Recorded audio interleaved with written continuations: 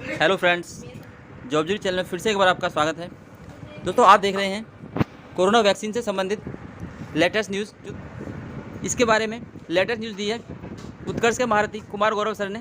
बताया दोस्तों कौन सी वैक्सीन लगवाना अनिवार्य है। दो टीके हमारे पास अभी उपलब्ध हैं। एक तो है सक्रिय वैक्सीन और एक है निष्क्रिय वैक्सीन। इसको समझ लेना रसगुल्लो। एक का नाम है कोविशील्ड। क्या नाम है? कोविशील्ड। एक का नाम है दोस्तों कोवैक्सीन। कौन सा है? कोवैक्सीन। एक है कोविशील्ड, एक है कोवैक्सीन। जो कोविशील्ड है दोस्तों, ये एक सक्रिय वैक्सीन है। क्या है? सक्रिय वैक्सीन। और दोस्तों कोवैक्सीन जो है एक निष्क्रिय वैक्सीन है। कोविशील्ड ध्यान रखना, ये बनाई है ये दोस्तों सीरम इंस्टीट्यूट के द्वारा इसकी भारत में सप्लाई की जा रही है। और कोवैक्सीन की जो सप्लाई है वो भारत बायोटेक कंपनी हैदराबाद के द्वारा की जा रही है। अब दोनों में अंतर क्या है? दोनों की दो ही डोज है दोस्तों। एक डोज लगवाने के बाद क्या दूसरी लगवाना जरूरी है? बिल्कुल जरूरी है। क्या कंपलसरी है? जरूरी है। समझ लो दोस्तों, पहली डोज जब लगवाओगे ना तो हो सकता है दोस्तों 4-5 दिन तक तुम्हें बुखार भी रह सकता है। क्या बुखार रह सकता है दोस्तों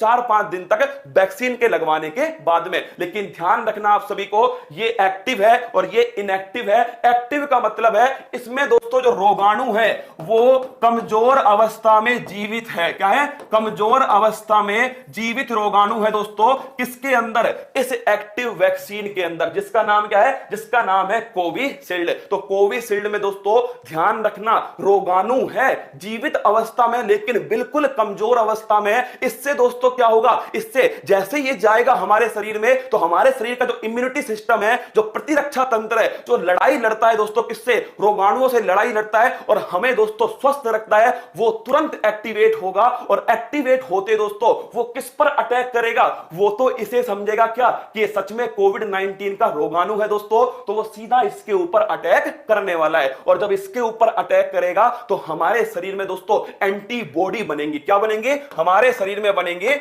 एंटीबॉडी। और तभी तो कहते हैं जो कोविड-19 से ठीक हो गया वो अपना प्लाज्मा डोनेट कर दे, क्योंकि उसके शरीर में बन चुकी है एंटीबॉडी। लेकिन सुन लो, जो गलत फहमी में है, जिन्हें पिछली बार कोविड-19 हुआ था, वो ध्यान रखना उनके दिमाग में क्या है? अब की बार थोड़ी होगा कोविड-19, क्योंकि पिछली बार हो चुका है, एंटीबॉडी बन चुकी है। बिल्कुल गलत अवधारणा है दोस्तों। ध्यान रखना, 100 में से केवल 10 लोगों की ही एंटीबॉडी शरीर में बची है, 90 के शरीर में एंटीबॉडी नहीं बची है दोस्तों। इसलिए कह रहा हूं हर किसी को सुरक्षा बरतने की जरूरी है, जिसे हो चुका है उसको और जिसे दोस्तों नहीं हुआ है उसको भी। तो वैक्सीन का उपयोग जरूर करना है। इसमें क्या होगा? कोवैक्सीन दोस्तों इसमें बिल्कुल मृत, क्या है दोस्तों? इसमें ध्यान रखना बिल्कुल मृत रोगाणु है, मतलब ये जीवित अवस्था में नहीं है। इस वाली वैक्सीन का एक फायदा ये हो सकता है, क्योंकि दोस्तों कमजोर अवस्था में जीवित है। क्या है? कमजोर अवस्था में जीवित है, तो हमारा जो प्रतिरक्षा तंत्र है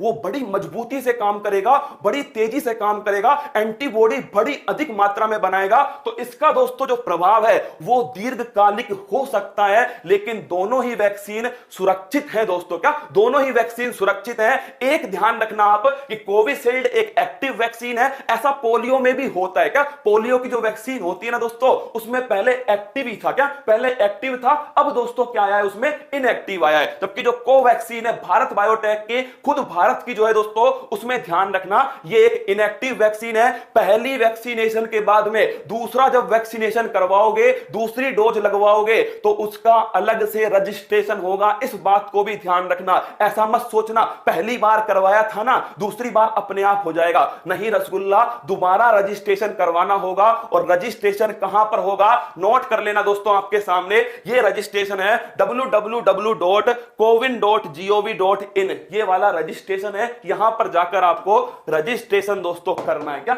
यहां रजिस्ट्रेशन करना है? और इसके बाद में मेरे दोस्तों ध्यान रखना, ये ऑप्शन आएगा आपके सामने, दोनों की दोनों ध्यान रखना, दोनों की दोनों मेरे दोस्तों, दोनों की दोनों सेफ है, बिल्कुल सुरक्षित है। तभी तो दोस्तों अप्लाई की जा रही है। क्या तभी तो अप्लाई हो रही है, दोनों सुरक्षित है। मैं खुद, अरे रसगुल्ला, मैं तो करवाऊंगा यार। जो भी 18 वर्ष से अधिक है उन सभी को वैक्सीनेशन करवाना चाहिए। इसमें थोड़ा बहुत बुखार आता है 2-4 दिन के लिए। क्या 2-4 दिन के लिए बुखार आता है दोस्तों, तो ये ध्यान रखना। अच्छी बात थी एक, तो मुझे लगा तुम्हें बता देनी चाहिए। सभी जो अपने दोस्त है, सभी घर पे जो है, उन सभी का रजिस्ट्रेशन कराने की जिम्मेदारी आप सभी की। क्या आप सभी की जिम्मेदारी।